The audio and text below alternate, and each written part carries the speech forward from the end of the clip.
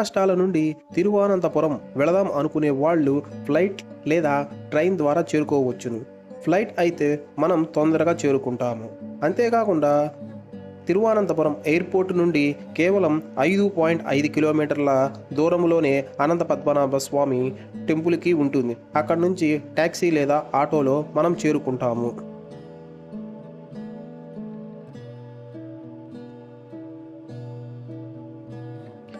ఇక రైలు ప్రయాణం చేద్దాం అనుకునే వాళ్ళు ముందుగా మనకు హైదరాబాద్ నుండి శబరి ఎక్స్ప్రెస్ ఉంటుంది. ఇది ఆంధ్ర మీదుగా డైరెక్ట్గా తిరువనంతపురం సెంట్రల్కి చేరుకుంటుంది. లేదా మనం ఎర్నాకుళం లేదా కొచ్చికి చేరుకొని అక్కడి నుండి తిరువనంతపురం చేరుకోవచ్చును. ఇక విజయవాడ నుండి వెళదాం అనుకునే వాళ్ళు వివేక్ సూపర్ ఫాస్ట్ ఎక్స్ప్రెస్ లేదా కేరళ ఎక్స్ప్రెస్ ట్రైన్లు ఉంటాయి. ఈ ట్రైన్లు తిరువనంతపురం నార్త్ చేరుకుంటాయి. దీనిని కొచ్చివేలు రైల్వే స్టేషన్ లేదా తిరువనంతపురం నార్త్ అని కూడా అంటారు.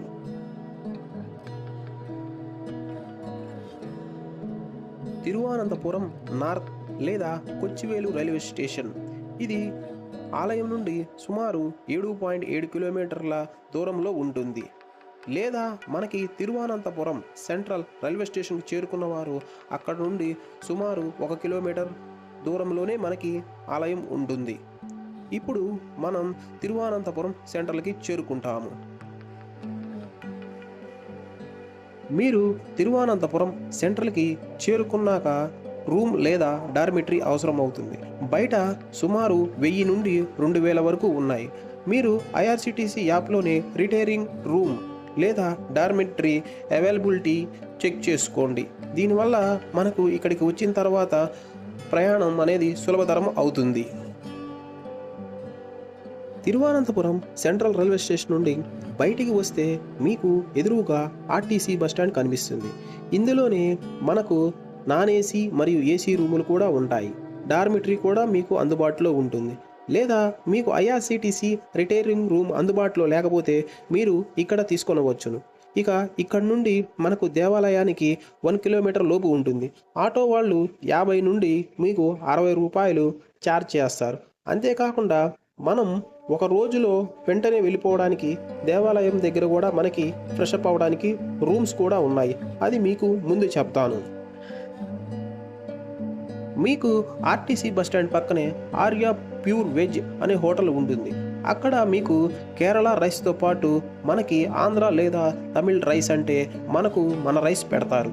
దానితో మనకి పెద్దవాళ్ళు లేదా పిల్లలతో వచ్చేవాళ్ళు ఫుడ్కి మీకు ప్రాబ్లం లేకుండా ఉంటుంది. లేదా మీరు డైరెక్ట్గా ఆటో ఎక్కి తిరువనంతపురం టెంపుల్ అని చెప్తే అక్కడకు వెళ్ళి మనం కూడా రూమ్స్ చూసుకోనవచ్చును. అక్కడ సుమారు 1000 నుండి 2000 రూపాయల వరకు మనకి రూము ఉంటుంది. ఇక ఆటో వాళ్ళు డైరెక్ట్గా మనకి తిరువనంతపురం టెంపుల్ దగ్గర ఆపుతారు. ఇప్పుడు మనం స్థలపురాణం గురించి తెలుసుకుందాం. విష్ణు భక్తుడైన దివాకర ముని తపస్సు చేస్తుండగా శ్రీ మహావిష్ణువు చిన్న బాలుని రూపంలో ప్రత్యక్షమయ్యాడు.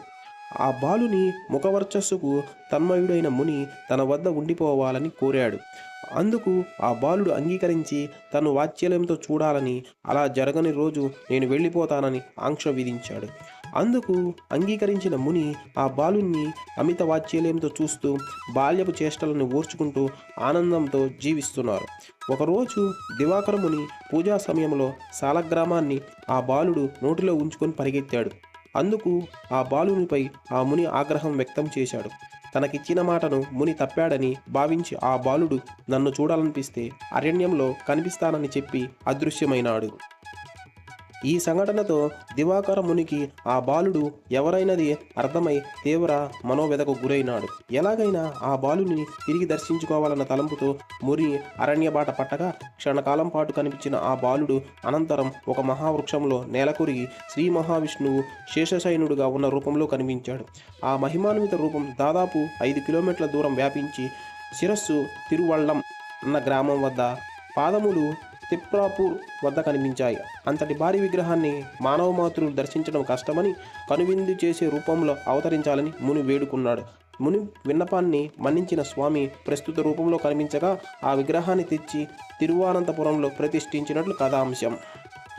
ఇప్పుడు ఆలయంలో ఉన్న ప్రస్తుత రూపం మీరు చూడవచ్చును. ఇప్పుడు ఆలయ విశేషాల గురించి తెలుసుకుందాం. జ్యోతిర్లింగాలు 12 ఉన్నట్టుగానే విష్ణుమూర్తికి సంబంధించిన 108 దివ్య దేశాలు ఉన్నాయి. అందులో ఒకటి తిరువనంతపురంలోని ఈ అనంత పద్మనాభ స్వామి దేవాలయం. అనంత పద్మనాభుడు హిందువులకు అతి పవిత్రమైన దేవుడు. ఈ దేవాలయ గోపురం నిర్మాణం 16వ శతాబ్దంలో జరిగింది. 18వ శతాబ్దంలో చిట్ట చివరి మెరుగులు దిద్దారు. అతిపెద్ద చెరువు పక్కన ఉండటం వలన ఆలయ సౌందర్యం రెట్టింపయింది. ఈ చెరువును పద్మతీర్థం లేదా తామరకొలను అంటారు. ఈ దేవాలయం పేరు మీదనే కేరళ రాజధానికి తిరువనంతపురం అని పేరు వచ్చింది. తిరు అనంతపురం అంటే అనంత పద్మనాభునికి నెలవైన ప్రదేశం అని అర్థం. అనంత పద్మనాభుడు అనంతశయన ముద్రలో యోగా నిద్రలో ఆకృతిలో అనంతుడనే సర్పం మీద శయనించి దర్శనమిస్తాడు. ఈ విగ్రహాన్ని కటుశర్కర యోగం అనే ఆయుర్వేద ఔషధాల మిశ్రమం తయారు చేశారు.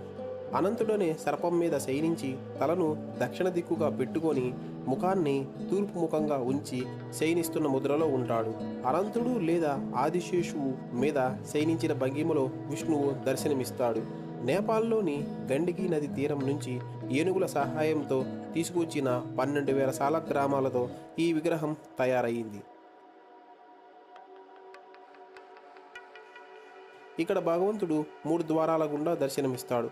మొదటి ద్వారం నుంచి విష్ణువు చేతి కిందుగా ఉన్న శివుని ముఖం, రెండో ద్వారం గుండా నాభి నుంచి వెలువడిన కమలం మీద ఆసీనుడైన బ్రహ్మ ఉత్సవమూర్తులు శ్రీదేవి భూదేవి, మూడో ద్వారం నుంచి విష్ణుమూర్తి పాదపద్మాలు దర్శనమిస్తాయి.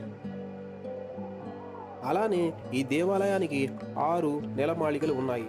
భక్తులు రాజులు చెల్లించిన ముడుపులు ఇందులోనే దాచేవారంటారు. వాటికి ABCDEF అని పేర్లు పెట్టారు.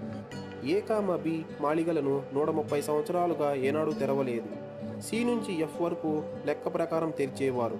ఈ మధ్యనే ఈ దేవాలయంలోని నేలమాళిగలలో 1,50,000 కోట్లకు పైగా విలువ చేసే అపార సంపద బయటపడటంతో ఈ దేవాలయం ప్రపంచవ్యాప్తంగా వార్తల్లోకి ఎక్కింది.